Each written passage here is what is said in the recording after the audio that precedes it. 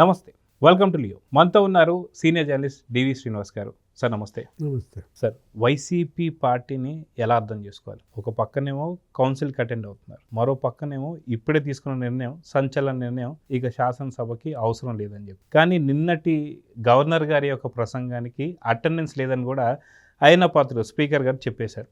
So ఈ 60 రోజుల గడువు ఏదైతే ఉందో ఖచ్చితంగా ఈ యొక్క ఏదైతే సమావేశాలను దీంతో ముగుస్తుందని చెప్పి అనుకోవచ్చు.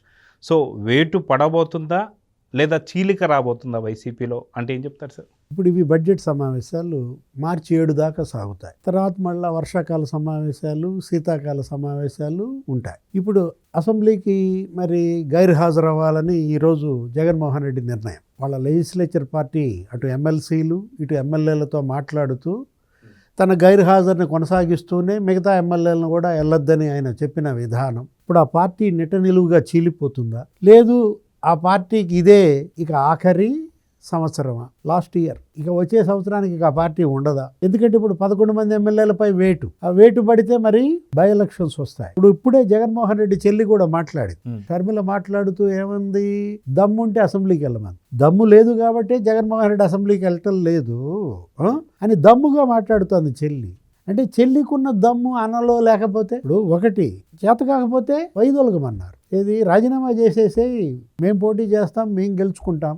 జనంలో కూడా చర్చ ఇదే 11 మంది ఎమ్మెల్యేలతో షర్మిలు ఉంటే అసెంబ్లీకి వెళ్లకుండా ఉండేదా? ఈ కూటమి ప్రభుత్వంపై పోరాడకుండా ఉండేదా? జనం గొంతు వినిపించకుండా ఉండేదా? అంటే జగన్ ఎందుకు భయపడుతున్నాడు, ఎవరికి భయపడుతున్నాడు? కారణం ఉండాలి కదా. ఇప్పుడు అసెంబ్లీ బాయ్కాట్ నిర్ణయం అతను చెప్తోంది ఏంటి, ఇదే ఏది ప్రతిపక్ష హోదా ఇవ్వలేదు కాబట్టి నేను వెళ్ళను అంటున్నాడు. అంటే ప్రత్యేక హోదా వదిలేశాడు. ఆ రోజేంటి రాష్ట్రానికి ప్రత్యేక హోదా కావాలి, ప్రత్యేక హోదా అని చెప్పి ఆయన మరి అబ్బో అసలు దీక్షలే చేశాడా, అసలు కేంద్రం మీద అవిశ్వాసం కూడా పెట్టారు. ఇప్పుడు ఆ మధ్య మొన్న కూడా బయటకు వచ్చింది సుబ్బారెడ్డి లెటర్, కేంద్రంపై అవిశ్వాసం ప్రతిపాదిస్తూ ప్రత్యేక హోదా ఇవ్వలేదు కాబట్టి సుబ్బారెడ్డి సంతకం. కాకపోతే ఆ ఫోన్ నంబరు సుబ్బారెడ్డిదా చిన్నప్పన్నదా అనేది చర్చ జరుగుతుంది. ఇప్పుడు సుబ్బారెడ్డి ఫోన్ నంబరే చిన్నప్పన్న ఉపయోగిస్తున్నాడు అనేది కదా ఇప్పుడు.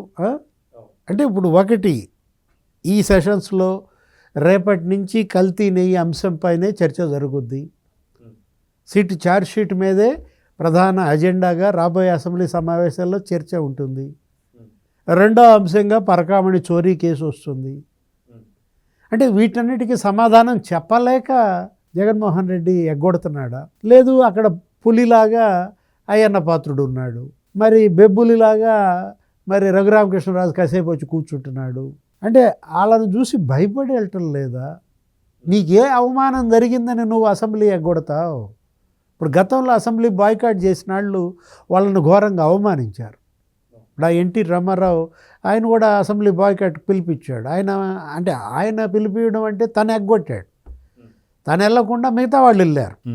అప్పుడు ముద్దు కృష్ణమనాయుడు, మాధవరెడ్డి వీళ్ళందరూ పార్టీని నడిపారు.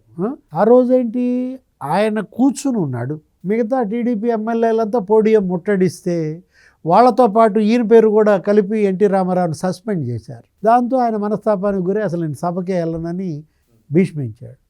మొన్న చంద్రబాబు మీరు చూశారు ఏంటి, ఆయన భార్యని దారుణంగా అవమానించారు. భువనేశ్వరి మేడంని అనకూడని మాటలు అసెంబ్లీలో అన్నారు. ఆయన కన్నీళ్లు పెట్టుకున్నాడు. ఏంటి ఇది గౌరవ సభ మారితేనే మళ్ళా నేను వస్తాను ఈ కౌరవ సభ అని చెప్పి భీష్మ ప్రతిజ్ఞ చేసి బయటకు వచ్చాడు.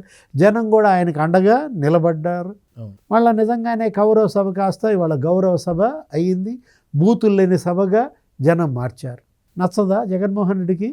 బూతుల సభ ఉంటేనే వస్తాడు అనుకోలే సార్, అదే మనకు కనపడుతుంది. ఏంటి మళ్ళీ అదే ప్రతిజ్ఞ చేయి, ఎల్లు సభకి వెళ్ళి ఈ గౌరవ సభ నాకు నచ్చలేదు, కౌరవ సభ అయితేనే వాళ్ళు అడుగు పెడతాను, ఈ బూతులు లేని సభ నాకు నచ్చలేదు, ఆ బూతులు ఉన్నాళ్ళు మళ్ళా సభలోకి వస్తే కొడాలి నాని, వల్లభనేని వంశీ, ద్వారంపూడి చంద్రశేఖర్ రెడ్డి, లేకపోతే అంబటి రాంబాబు, జోగి రమేష్ వీళ్ళంతా సభలో ఉంటేనే వస్తానని భీష్మ ప్రతిజ్ఞ చేయి.